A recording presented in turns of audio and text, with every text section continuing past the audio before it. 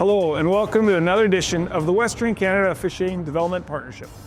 In this episode, we'll be taking you behind the scenes for a day in the life of a developing official as well as a Western Hockey League official. We begin with Hockey Alberta official Elizabeth Tanguay. Elizabeth is a student who was selected to work the coveted Crowchild Classic game between Mount Royal University and the University of Calgary. Not only is this one of the biggest youth sport games in Canada, but one of the most intense rivalries you'll find anywhere in university hockey.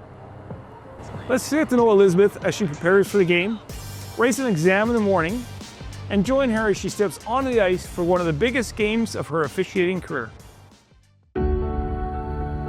Hi, my name is Elizabeth Tanguay. I am 25 years old and I'm a full-time student. I always told myself I was never going to be a referee. My brother and my dad officiated back in New Brunswick when we were living there, and then moved out here, and I did hockey for a year and then decided, why not? Throw the bands on. I came and watched one of my brother's youth sport games actually, and decided after that, I was like, you know what, I'm gonna go take the clinic, and here I am, and it's 4 years ago. So I had a goal of youth sport in 5 years and I did it in 3. This year, being in a program, it's just a little bit more difficult, a little bit more time consuming, and a lot of studying. So trying to manage my time to have fun and still be an adult, but also go and officiate these high excellence games and stuff, but complete my schoolwork in a timely manner has definitely been a challenge, but I'm learning as I go.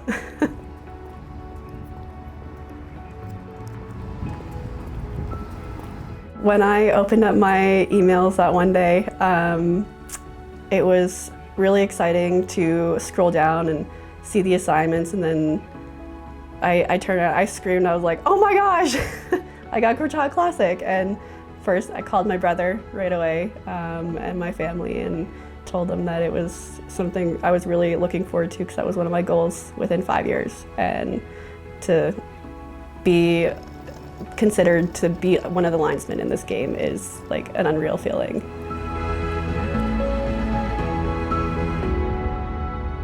Good things will happen. Enjoy it, because times like this don't come around often. Take all the butterflies in and enjoy the nervousness. You got this. And very nice.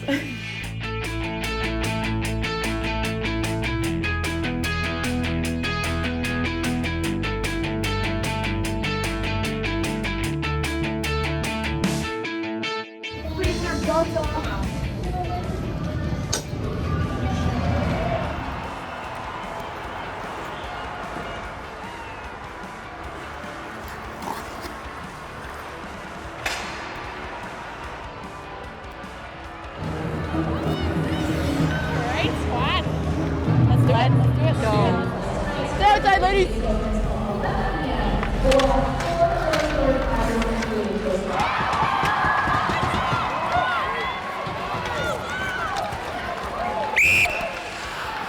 It's actually incredible, like the experience that I've kind of gone through, like being mentored by other people, and it made me grow as a person, because I'm kind of learning all these extra little things in life, like communication, and how to talk to people and not be so quiet, and be a little bit more assertive when I have to be on the ice. So it's kind of benefited me as an adult now. Off! Off, blue! Off, blue! Off! Good!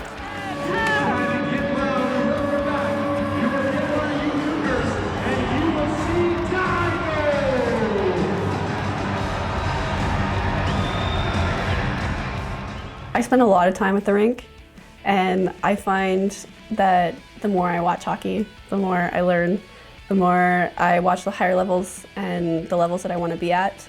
I take notes, I learn. I run it through my head sometimes, and I'm like, hey, you know, why did they call this off? Or why didn't they call this? Why did they call it?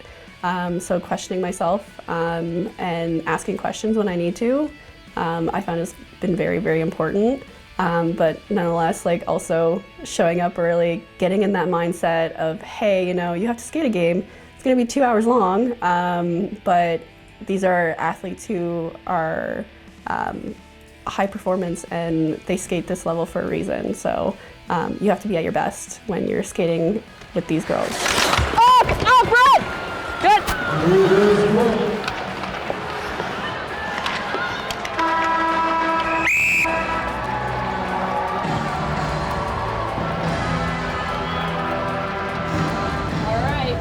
One more. Adios, amigos.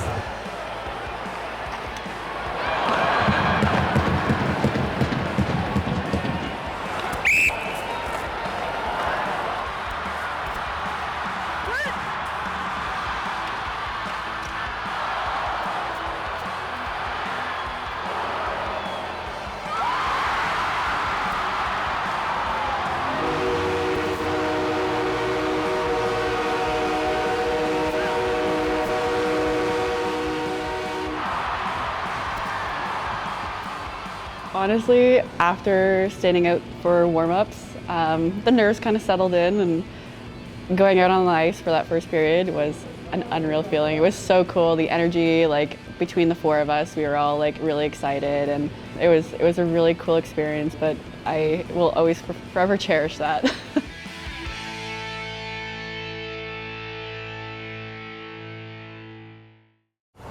What an incredible story, and a huge congratulations goes out to Elizabeth for an incredible milestone in her officiating career.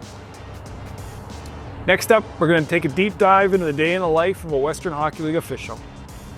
Mike Campbell is one of the most experienced and skilled officials the Western Hockey League has to offer. We had a chance to join Mike on the road as he prepares to skate in a huge Eastern Conference matchup between the Calgary Hitmen and the Lethbridge Hurricanes. My name is Mike Campbell. I've been a WHL referee for 14 seasons, and this is what a day in the life looks like for me on the road for a game. So I started at 12 years old, Cloverdale Minor Hockey.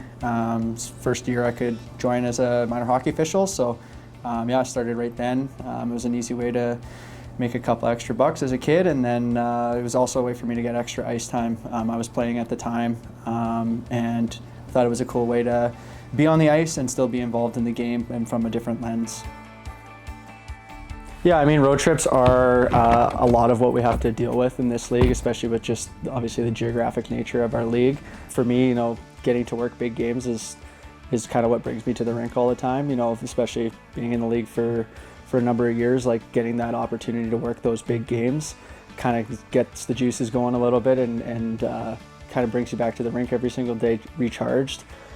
For me, getting ready for those games, for the road trips, I guess, getting ready for road trips, it really starts at home, kind of preparing a day or two before, kind of trying to get everything together. I got kids at home, family, so for me, making sure family's taken care of first, everything's set up at home before I take off, and then just making sure that I'm prepared once I'm on the road, that I've got everything I need, and that hockey's kind of on my mind, and I leave kind of mentally prepared to go on the road and work the games that I'm assigned to. And no, it's good that way. I pack my bag the exact same way every single time, and I also know that if I'm going on a 2-game road trip, that my bag is to weigh 21 kilograms, and if it doesn't weigh 21 kilograms, I have a problem. So I know I've packed this bag and traveled enough to like a T that I know that this bag weighs 21 kilograms when I pack it properly. Once I get to the rink it's an afternoon start today, so 2 o'clock start. So we usually get to the game around 90 minutes before, get into the room there, have a chat with the guys, talk about the game, talk about, again, stuff that's been going on in the league. And then from there, we start our pregame preparation, which is usually, getting a warm-up in, maybe looking at some of the notes that gets brought in from the stat packs and that sort of thing, go through our mental checklist of things that we, kind of do on a day-to-day basis. I know every guy has a different routine that they follow. I'm fairly routine regimen, so I try to follow it as closely as I can. Obviously, certain circumstances come up where you can't follow it exactly, so you don't want to get too crazy about it, but definitely having a routine helps because it kind of gets you in that right mindset. Once you're done your routine, it's game time and it's time to lock in for the game. Scotiabank Saddledome in Calgary, Alberta, the scene on this Sunday as two of the top forms in the WHL's Eastern Conference go head-to-head. Number 3 Calgary against number 4 Lethbridge, separated by just 5 points. It's advantage Calgary entering play today.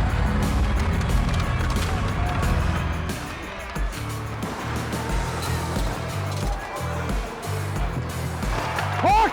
Hook! Move it! I'd say my officiating style has actually changed a little bit over the last probably 5 to 10 years. I'd say when I first came in the league, I was a pretty emotional guy. I wore my heart on the sleeve, and I was engaged quite a bit with conversation, and I could get ramped up a little bit. And that's good in some instances, but not all the time, because you can almost, in some cases, make the situation bowl up higher. I would say as I've gotten older, and I mean, having kids has helped this too, but I'm a little more even-keeled when dealing with some of my conversations. And, there's time and a place where you have to get your emotion level up, especially in games that have that emotion. You have to kind of match that sometimes. But in other times, having a more even-keeled approach to a situation will actually help bring that situation down. Whereas if you enter into it with a high level of emotion, you might actually increase the level of emotion within that, and it could cause us problems. I said, "Pardon me?" He's like, and he's like, "Oh, that's a joke." I'm like, "That's a better way to frame that."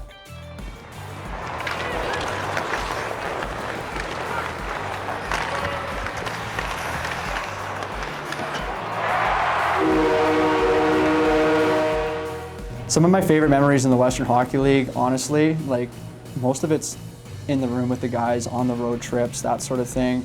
Some of my best friends I've made through this league.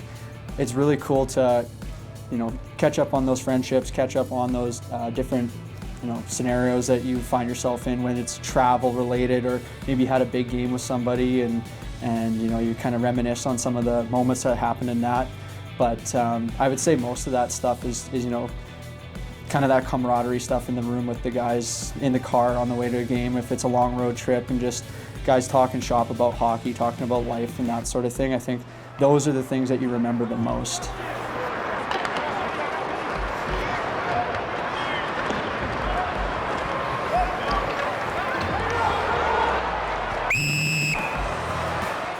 I think there's two big things that I know for myself when I'm looking at officials on my staff that I look for, and for myself that I try to instill in myself. And one of them is being a good teammate, and the second one is being committed to your craft. And so what that means to me is being a good teammate is, it's not hard to be a good person, and nobody wants to work with a bad teammate. Kind of just has negative energy with the group, and it just makes things more difficult. So you're just making sure that you're always positive, you're not causing any issues for the group or the crew or that sort of thing, and just checking in on guys throughout the season, seeing how things are going, especially if someone might be going through a tough time or whatever. It's pretty easy to pick up the phone and check in on guys in that sense. And then staying committed. Being available for games is huge. You want to try to make yourself as available as possible, and you also don't want to overkill it when you got stuff going on with family. You might be in school, you might have work. Like, those things come first. But at the same time, this is a job, and you have to take it seriously. So if you're wanting to advance in officiating, you're going to have to commit some time away from the things that you love to do in order to try to succeed. And then what that also means too is, away from the rink, you also have to be able to go back and watch some tape, talk to some of your officiating crews, ask how things are going, talking shop, like I said, just kind of seeing how games are going. Could we have done something better in this situation? And always reflect back, because we're never perfect on the ice. We know that, and ultimately we're not trying to be perfect, but what we're trying to be is we're trying to be as consistent as we can. And by going back and reflecting and trying to figure out which situations we could be better in, it's only going to make us more consistent as a group. And I think that's really important for us going in any levels of hockey.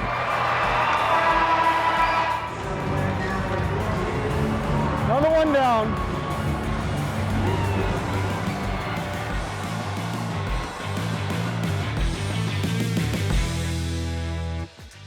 Mike is not only a fantastic official, but also a fantastic person. We hope that through these official stories, you're able to better understand how officiating is a full-day commitment to ensure we perform at our best on the ice. Until next time, keep working your hardest each and every day to continue to serve this great game, and we'll see you in our next episode.